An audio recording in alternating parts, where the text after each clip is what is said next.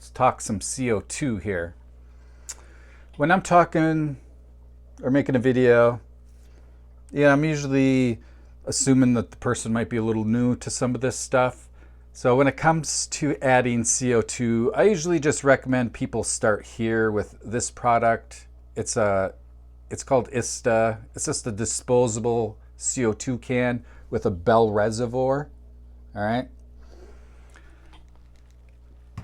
So just look that up online. The ISTA, it's called the CO2 diffuser set.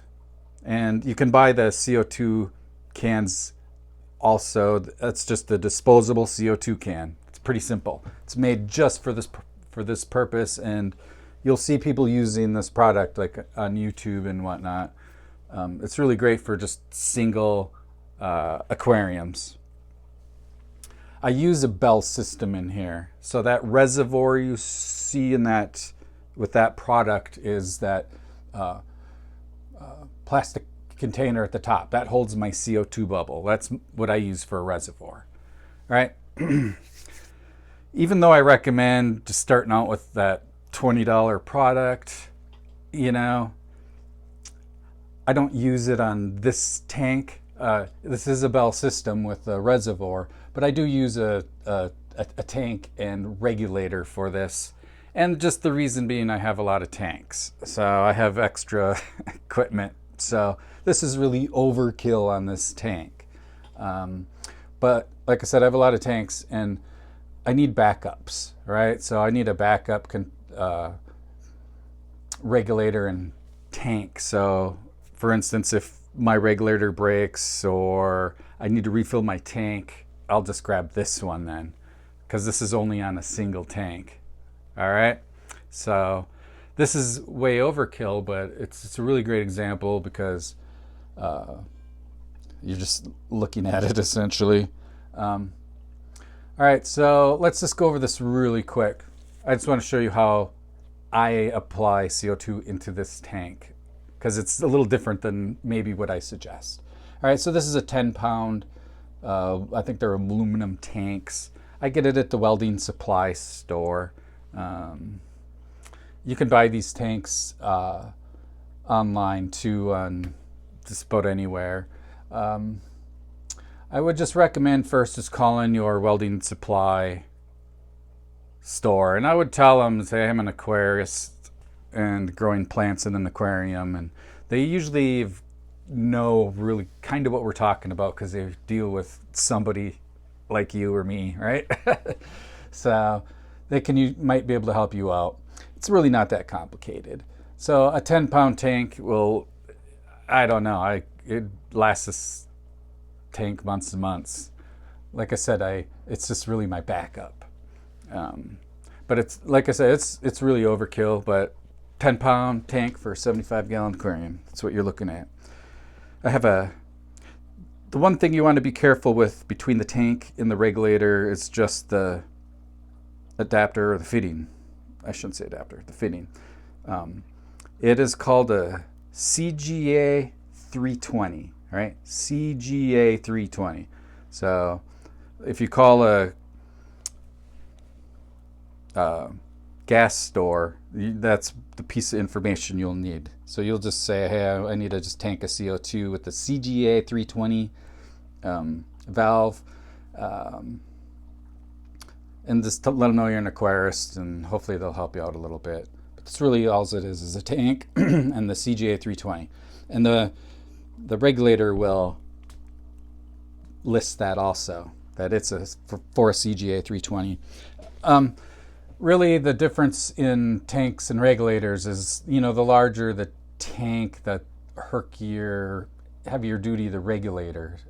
If you look at like a paintball tank, its regulator is much smaller. So, so this tank is under $100, I think. The regulator is under $100.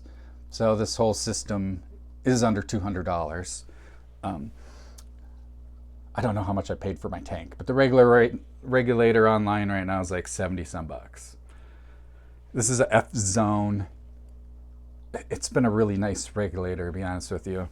It's one of the less expensive ones. It's a single stage. You'll sometimes see 2 stages, and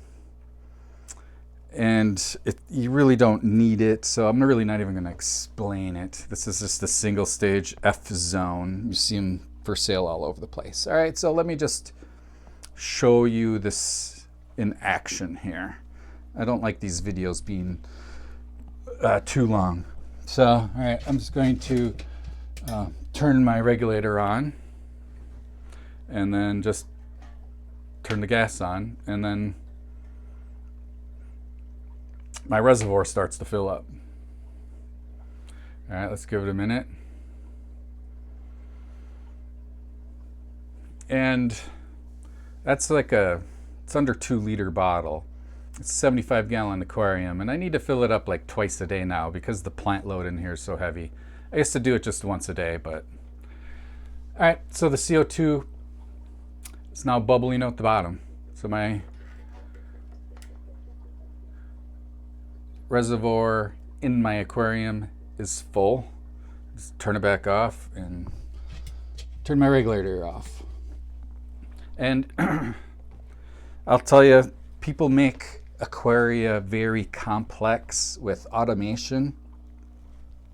Like a lot of people like those, you know, the bubble counters with the diffuser and, you know, all that equipment. Really don't need it all. It's just makes us far more complex than it needs to be. You just need any source of CO2 that you can get the CO2 into that container in there. And it's, when you use smaller sources of CO2 like that disposable can, it's just got a push button on top. So it's really just the pressure that's the problem. But if you go with a smaller CO2 system, sometimes you just need a basic on-off valve. And once it's full, you just turn your valve off. So, like I said, Aquarius can really make this very complex, and it doesn't need to be, like I said, a $10 can of disposable CO2 in a juice bottle, and you can be rocking and rolling. But I get questions about what exactly my system on this tank looks like. All right, so like I said, I just have a lot of tanks and need backups, and that's really what this is. So it can cost you 15 to 20 bucks, 150 bucks. There you go. There's a little CO2 demonstration.